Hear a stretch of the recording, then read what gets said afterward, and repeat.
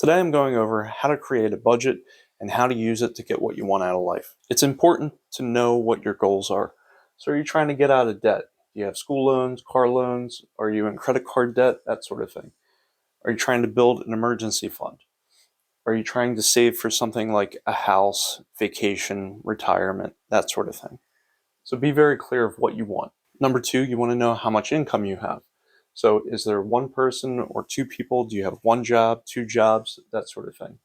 Do you have savings, interest, CDs? Do you have any side businesses? Do you have dividends? List all of your income so you know what you're working with. Next, we look at our expenses. So you're going to want to aim for about 50% goes to your needs, and about 30% go to what you want, and about 20% goes to some sort of savings, getting out of debt, retirement. So we first need to see where are we at currently. So you want to list out what's your rent, your mortgage. Do you have renter's insurance? Do you have mortgage insurance? Do you have property taxes if you own a home? If you have a car, do you have a car payment or do you own it outright? You have to pay your car insurance, gas for the car if it's not electric, car repairs. If you're parking or registering the vehicle, that comes into play as well. Look at how much you're paying for electric and gas over the last 12 months. Look at what your water bill is. You can average these out over the last 12 months by adding them all up, dividing by 12. See what you're spending at the grocery store. So what are you eating at home? Look at what your phone bill is. Is there any way to reduce that? Look at what your internet provider is costing you. Look at if you have to pay for trash, how much is that? Look at how much you're paying for health insurance. Maybe you look at different plans and see is there a way to save money there as well. Also plan for if you do get sick, how much do you have to pay for out of pocket? Do you have mass transit like a bus or a train pass or something along those lines to get to work? Look at what the minimum bill is for credit cards, other loan types. If you have children, maybe you're paying child support if they don't live with you. If you've divorced, maybe you have alimony payments. And then think of any other loans that you might have minimum payments that you have to make each month. So all of these should fall within 50% of your income for your take-home pay. Now we go over to wants. So this should only be about 30% of our income. So going out to eat, clothing, jewelry, alcohol, smoking, travel, going out to movies, concert, event tickets. Do you have gym memberships, club memberships, cable, streaming packages, house decorations, that sort of thing? So that should be 30%.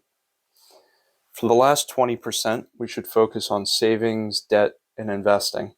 So do we have an emergency fund? If you don't, get $1,000 into the emergency fund as quick as possible, because most things that pop up like a tire or a minor car repair can be covered by $1,000. Same with some out-of-pocket expenses for medical care. $1,000 doesn't solve all your problems, but it does get the majority of problems that are on the smaller end.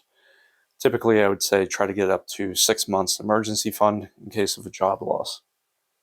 We're also going to put money into a savings account. We want to look at tax advantage accounts for retirement investing, so 401k, 403b, and others. This would be employer sponsored as well. What do you want to contribute to an individual retirement agreement or individual retirement account, IRAs? Are there any other investments such as brokerages, or do you want to have real estate? What kind of things are you looking for? Do you want to make extra payments to pay down credit card debt or student loans or your mortgage or your car loan? So this getting you out of debt quicker gives you additional breathing room. So I'll tell you that I carry no credit card debt, paid off all my student loans within the first 2 years of working, paid off my car loan in about 2 years, and I'm currently working to pay down my mortgage instead of a 30-year, try to get that down to less than 10 years, because my goal is by the time my daughter goes to college, I don't want to have a mortgage payment. So let's look at an actual example. So one big tip that I'm going to say is try to automate your savings as much as possible. The things that are not fun, if you don't automate them, they don't get done. So savings, investments, people don't prioritize those. So Pay yourself first. And what I mean is you have your 401k deducted from your paycheck before you even get your paycheck. That way you don't even see the money, so you get used to living on a little bit less money. So I'm going to take an example of somebody that's making about $52,000 as an individual, living alone, filing taxes, single standard deduction. They're going to take out approximately $4,000 in federal tax and just a little bit under $4,000 a year in terms of FICA. That's Social Security and Medicare. So that 52,000 minus 8 gets you down to about 44,000 a year, or about $3,667 per month. I'm just going to say that this person has other income from interest, dividends, side business, jobs, some other things that amount for about $333 per month. What you make at your job is not the only income people have. So let's say this individual has a total income of $4,000 per month. We're going to aim for 50% of that, or $2,000 a month for needs, $1,200 per month, or 30% for your wants, and about $800 per month, basically savings, debt, investing, that sort of thing. This individual has a small apartment for $1,250 in rent each month. They pay about $200 for the electric and gas bill, $75 for water, $400 for food at the grocery store, $50 a month for a phone plan, $50 a month for internet, $300 for health insurance, $100 for car insurance, $50 for gas for the car, and about $100 on average for car repairs. So this person's needs are $2,575. We were aiming for $2,000 a month, but we're at $2,575. So some of the things that this person could do, maybe they get a roommate and they can split the rent, and that also splits the electric, the gas, and the internet, let's say. And then that could bring that down significantly. So let's look at the person's wants. Well, they really do enjoy eating out. So a couple of times a month for $200, they'll go out and they'll eat. So maybe they go out 4 times a month at $50 a meal, and they go out on dates. They do enjoy watching TV at home, so they pay $100 a month for cable, and $200 goes towards clothing. So the $500 a month that they spend on wants is below the $1,200 that they would be allotted. Let's go to savings, debt, investing. So this person doesn't yet have an emergency fund, so they start adding $100 a month to an emergency fund. They're also putting $200 a month into a 401k, and the part of the reason is they want to get their 4% match, so that's about $170 or so. So they get the match. So in reality, this is more like $375 because the match gets added onto this from the employer.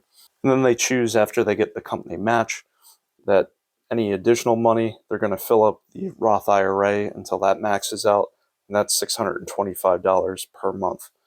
So just so you know, $825 per month at a 7% annualized rate of return over 40 years is a bit over $2 million adjusted for inflation in today's money.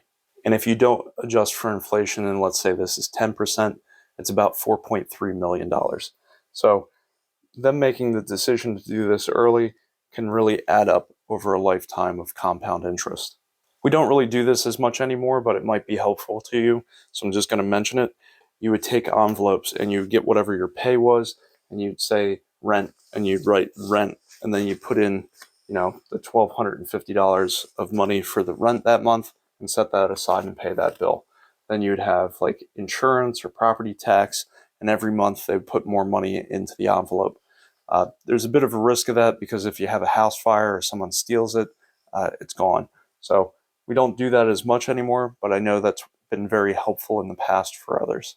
If you want to learn more about how to make more money, how to save, how to invest, how to be an entrepreneur, this is a channel for you. I have videos on the channel showing you how to actually make an extra $1,000 a month with less than 10 hours per month. I also go into how to start businesses for less than $1,000. As an example, I had a brother-in-law who, starting at a young age, he would just mow grass with a push mower, a weed whacker, and a leaf blower. And he ended up making over $100,000 a year as a teenager. And then when he went to college, he sold off that business for over $100,000. So took about $1,000 and a lot of effort, but there are ways to make more money. If I was making $52,000 a year, I'd be looking for ways to grow my income. I have a lot of videos that discuss ways to do that on the channel. So if you're interested, please subscribe. Thank you for watching and have a great day.